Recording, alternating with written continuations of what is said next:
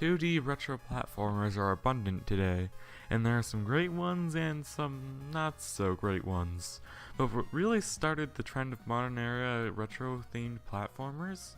It was Cave Story, of course, and that's just the game we're talking about today.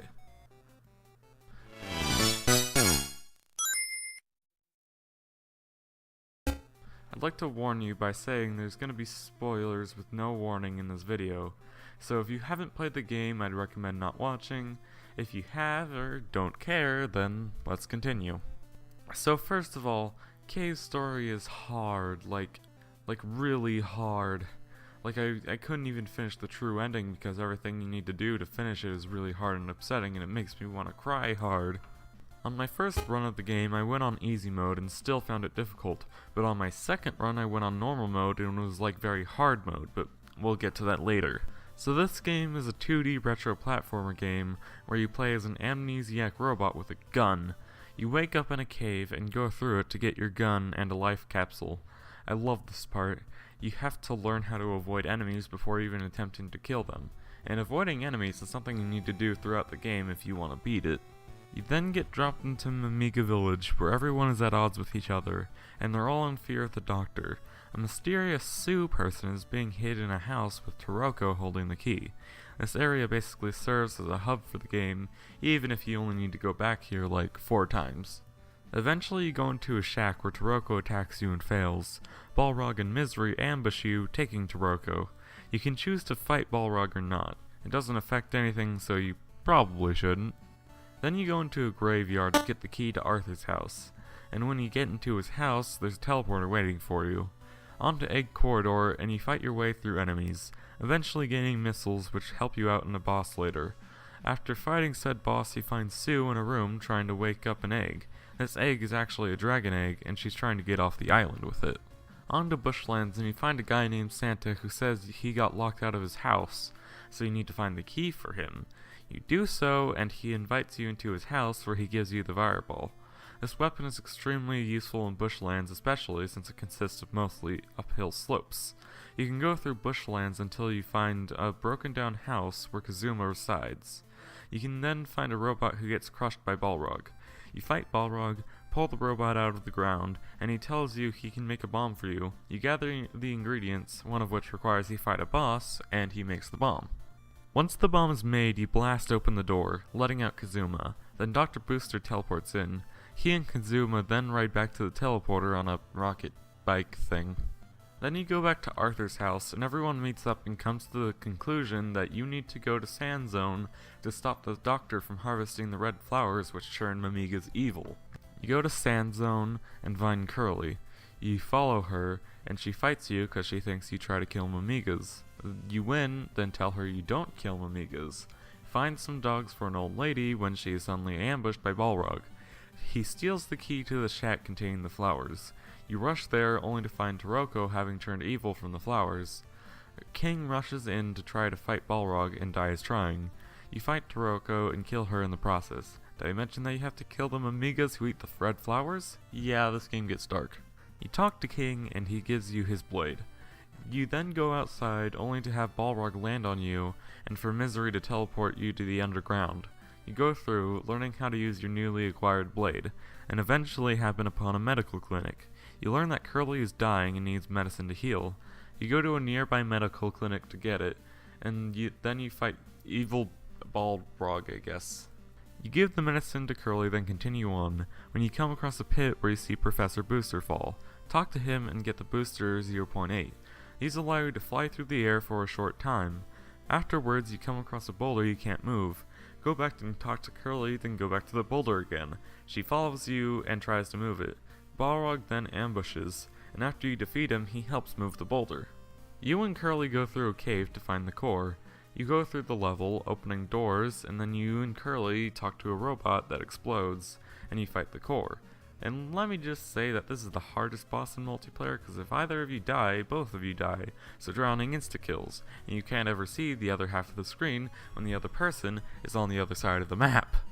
Anyways, you defeat the boss, and the Doctor reveals that the core is what's powering the island, so he and Misery teleport it to the throne room. The room floods, and you drown. You then wake up in a bubble. It turns out Curly had given you her bubble and saved you while in the process killing herself. You proceed to the waterways where you fight some currents, and then eventually you fight a boss. You end up back in Mimiga Village. The village is completely empty, no Mimigas, and no sign of life anywhere. You make your way to the egg corridor again, where it's marked with a question mark this time. Everything is ruined, all the eggs are broken and all the dragons have died. Well, most of them, and the ones that are alive are angry. After making your way to the end, you find Kazuma, who says he's escaping the island and asks if you want to come with. If you say yes, you get the bad ending, where you and Kazuma escape and live out the rest of your days in a cave on the surface. Which to me is kind of ironic because you literally just escaped a cave. Now let's go live in another one. That sounds like a great idea. If you say no, then you proceed to the plantation, where you find all the Mimigas enslaved to farm flowers. Then you meet Sue's mom, who has you make a rocket for her. Once you do, you fly up to the throne room to fight the doctor. First you fight Misery, then you fight a doctor who has been powered up by the crystal, then after defeating him, you fight his enraged form. Once he's defeated, again you see the core. Misery tries to stop you by threatening you with the life of Sue. Instead, the doctor comes back and possesses Sue, Misery, and the core. The true final boss commences. Once you come out victorious, the doctor is defeated forever, and you and Sue jump off the island and are caught by Kazuma. And that's just about the story. The cave story, that is. Ha! But wait, what about the true ending? Well, it's a little complicated to get. Once Professor Booster falls down, you have to not talk to him. Instead, jump over. Once you get to the core, you need to find a tow rope hidden amongst the rocks. After the boss fight, you're given the chance to save Curly. Attach the tow rope to her and proceed. In the waterways, you find a shack. Go in, put Curly on the bed, and read a book about draining robots. Drain Curly and she'll wake up for a moment, talk to her a few times to take her with you. After fighting the boss, she floats away.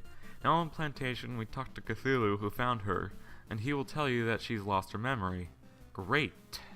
Now, we go and find a mushroom all the way back in Mimiga Village, talk to him, fight him, then take him. Give him to Curly, which not only restores her memory of you, but also all the ones before we met her, giving us more backstory. Now after the final boss, we run into a shack, in which there's a hole. Go and set hole to commence the final level. This level is extremely hard and frustrating, so much so that I couldn't finish it in time for the review, but beating this will give you the true ending. Now on to the gameplay. The gameplay of Cave Story is kind of all over the place. The controls have a small bit of delay to them, at least for me, but it's not really bothersome as long as you get used to it by the end. And Quote's really floaty for some reason, and yes, we play as a robot named Quote. I don't know why he's floaty though, like, you're a robot? Did you run out of weight? Do you just have some super jump boost or something? Tell us your secrets! One thing really cool about the gameplay is the depowering of the player.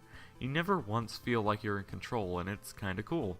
You get weapons that you pretty much only use for the area you're in, and if you go back to the previous areas, you start feeling more powerful in those areas, only to be immediately reminded that you aren't super powerful in the next area. It's really cool. The only time I really didn't like the difficulty scaling was in the final area for the true ending. It requires precise platforming, near perfect health and XP management, and inhuman spatial awareness if you want to beat the boss. I swear I tried for hours on end to beat this one area to no avail. If I do eventually beat it, I'll update you guys on my Twitter, I guess. I don't know. While this area definitely does convey extreme difficulty, it's really unfair in my opinion. And sure, it's your final challenge, and maybe if I was better at the game I'd beat it, but it's just a slap to the face for everyone who wants the best ending. The game is usually pretty fair though, never really feeling too easy or hard, except for that final area. That area sucks. And one last thing before I move on to the review, the Switch version of the game has multiplayer, and it's super fun. My only complaint is that it's clearly not a game meant for multiplayer. If either first or second player dies, you both die, making precision platforming nearly impossible, and fighting a tough boss is hard when if either of you die, somehow you both die, and since the camera focuses on player 1, player 2 gets screwed over and the boss is where you move around. So now it's time for me to say what I think of the game and how it holds up as, well, a game. So the visuals of Cave Story Plus are great. Every block has enough detail to tell what it is. but not so much that it looks bad. And one thing I want to mention is that the original Cave Story was one of the first true 2D retro platformers on a modern system, and it definitely inspired the next generation of indie games such as Undertale or Terraria.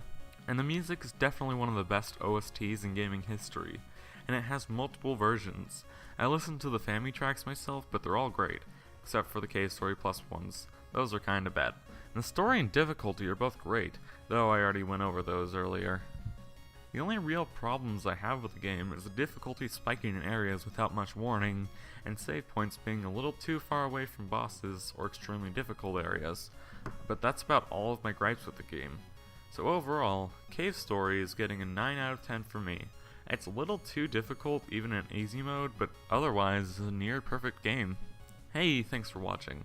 I'd like to bring up my Twitch channel here, where I'll stream games occasionally and all that, and I'm going to be streaming Stardew Valley because that's the game I'm reviewing next. That's all for